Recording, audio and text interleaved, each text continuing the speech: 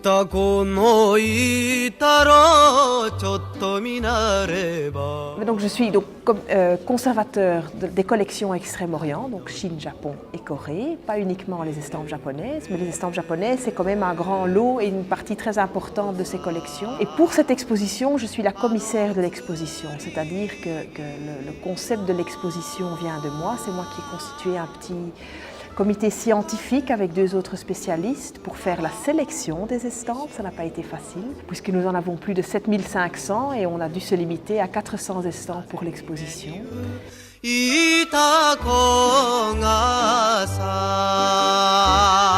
Alors une estampe japonaise, c'est un objet, un dessin imprimé. Et donc si l'impression s'est faite justement pour pouvoir multiplier les exemplaires. Donc une estampe japonaise est faite en un premier temps pour un but commercial, c'était pour faire des reproductions et elles sont imprimées à l'aide de la xylographie, c'est-à-dire à l'aide de bois gravés, donc des bois d'impression.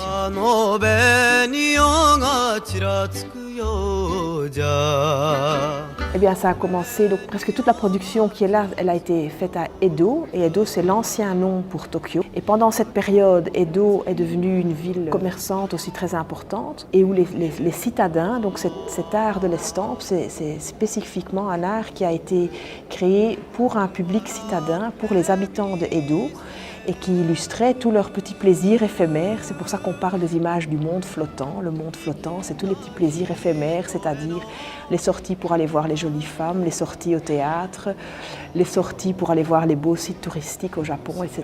Et c'est ça qu'on retrouve dans les estampes.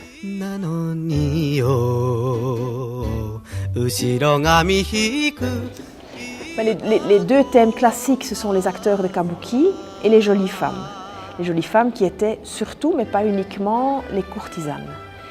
Et qui étaient en fait les vedettes, qui étaient les stars de la ville, un peu comme les acteurs et les actrices aujourd'hui, que tout le monde admirait. Et donc on imprimait les portraits de ces personnes qui étaient achetés par les femmes.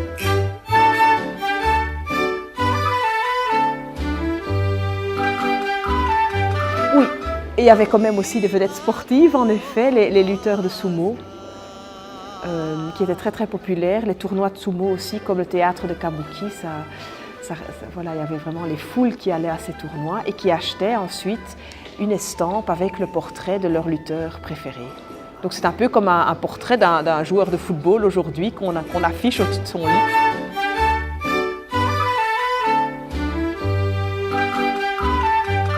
Mais il y a d'autres thèmes dans l'estampe japonaise, ça ne se limite pas à ça. Et il y a entre autres le thème de l'estampe des héros. Et Kuniyoshi est un de ces artistes qui a fait des estampes de héros superbes, notamment toute une série qu'il a fait à l'occasion de la publication au Japon d'un roman à l'origine chinoise, mais qui est très connu au Japon aussi, le Suikoden, et qui était édité à ce moment-là en version feuilleton, style livre de poche, donc pas cher, très populaire. Et il a profité de cette publication donc, du roman pour faire toute une série avec les héros de ce roman. Donc tout ça dans un but commercial. Pour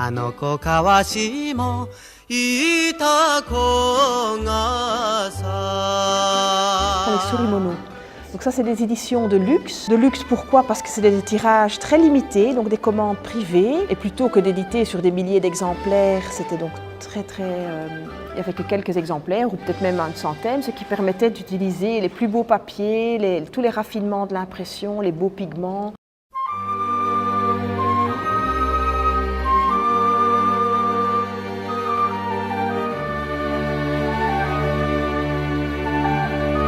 Ça c'est nouveau au XIXe siècle, donc le paysage qu'on voyait déjà dans les estampes auparavant, mais qui était surtout un décor pour les portraits par exemple, deviennent vraiment un genre, donc l'estampe de paysage devient le sujet à part entière de l'estampe.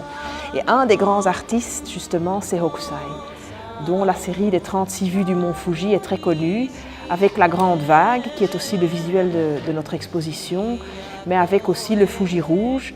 Il y a dans l'exposition des estampes de ses élèves qui eux aussi ont fait des estampes de paysages.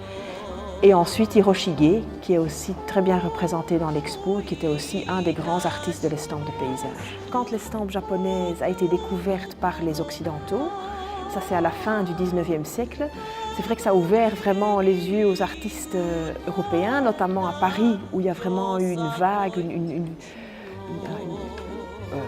où le Japon était très très populaire, on appelle ça le japonisme. Et donc beaucoup d'artistes, dont des artistes très connus comme Monet, comme Van Gogh après lui, ont collectionné ces estampes et on voit des influences de l'estampe japonaise dans leur art. Dans l'autre sens, une fois que le Japon s'est ouvert au monde à la fin du 19e siècle, les artistes japonais aussi ont fait la connaissance de nouvelles techniques comme la photographie, la lithographie, etc. Et ça a aussi influencé la production de l'estampe japonaise ensuite au début du XXe siècle.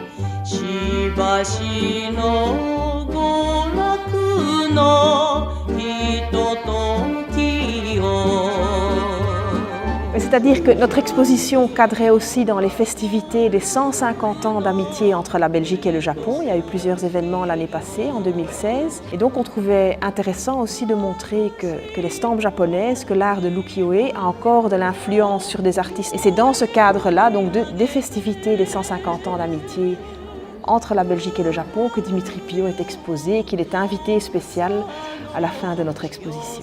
Ça fait longtemps qu'il s'inspire de l'estampe japonaise et de la façon de représenter la tratation dans l'estampe japonaise. Et c'est vrai que pour l'occasion, pour les 150 ans, il a créé des estampes spéciales, dont une avec une très belle vue de Bruxelles, vue du Mont des Arts avec le mont Fuji dans le fond, et un beau triptyque avec une image de l'arcade du cinquantenaire. L'Académie de Etterbeek, donc qui ont travaillé sur le thème de l'estampe japonaise, qui sont venus au musée une fois déjà l'année passée pour préparer le sujet, qui sont venus visiter l'exposition assez rapidement après l'ouverture. Et le résultat de leur travail, mais donc je me réjouis de voir ce qu'ils auront créé, sera visible au musée du cinquantenaire. Donc vernissage le 9 au soir, jeudi soir, et ensuite visible pour le public pendant 3 jours au musée du cinquantenaire. C'est-à-dire qu'on a décidé de la prolonger pour 3 week-ends. Le dernier week-end sera le week-end du 4 et du 5 mars, en effet.